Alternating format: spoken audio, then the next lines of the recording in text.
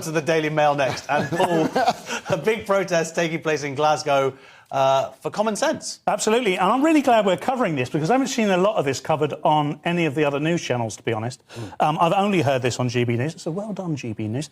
Women's rights campaigner Kelly J. Keane, Posey Parker, to those who remember, thanks Nicola Sturgeon, ironically, for waking Scotland up at Glasgow rally amid row over transgender prisoner Isla Bryson. Now, I love this story, not for the impact, by the way, the serious impact it has on trans people, which is very negative, but I love it for the way that it's, for the first time, systematically dismantling the idea that's perpetuated by people like Nicola Sturgeon that this is a very simple matter.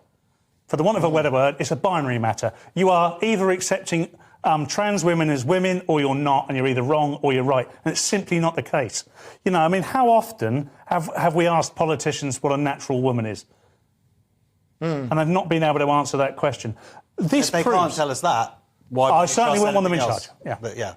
I mean, Lewis, do you think the other political parties are paying attention because of Nicola Sturgeon's dropping in her, figures supporting her? I think they're sitting back, and I think the Labour Party is the second largest party there in Scotland, and the Green Party is huge there as well. So I think it's not as if these issues are going to go away and it's like we've won, basically. But the issue that's really big here and why this is so good is that basically women cannot say anymore, we are the same as men, because that's what this trans issue has done. It's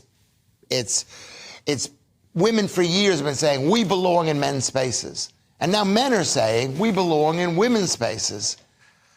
Well, it's great that the cause of who knew there was a counter-argument? Double male rapists going into women's jails, and it comes back to because women for years have been saying we are alike, and now men, and not about me, but now men can say we don't want women coming into our spaces. We need safe spaces too. This is interesting. I mean, I have thought something somewhat similar in that, Paul, this is the beginning of now us actually talking about this stuff. Do you think this is going to widen the conversation? Absolutely. And Lewis is right. The other political parties are stepping back. I mean, all you heard there was Lewis is right, didn't you? Didn't hear what I said after that.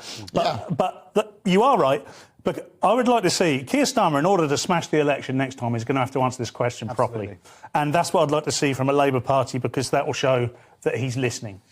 I don't know, Keir Starmer, if you are listening, if you are watching, please, anybody knows him, just sort this issue out. My point is a big point, which is... Listen to Lewis. No, my point is a really big point. It's suddenly women are saying, we are not the same as men. You get to be a misogynist again, it's OK. That's not a misogynist, that's not misogynist.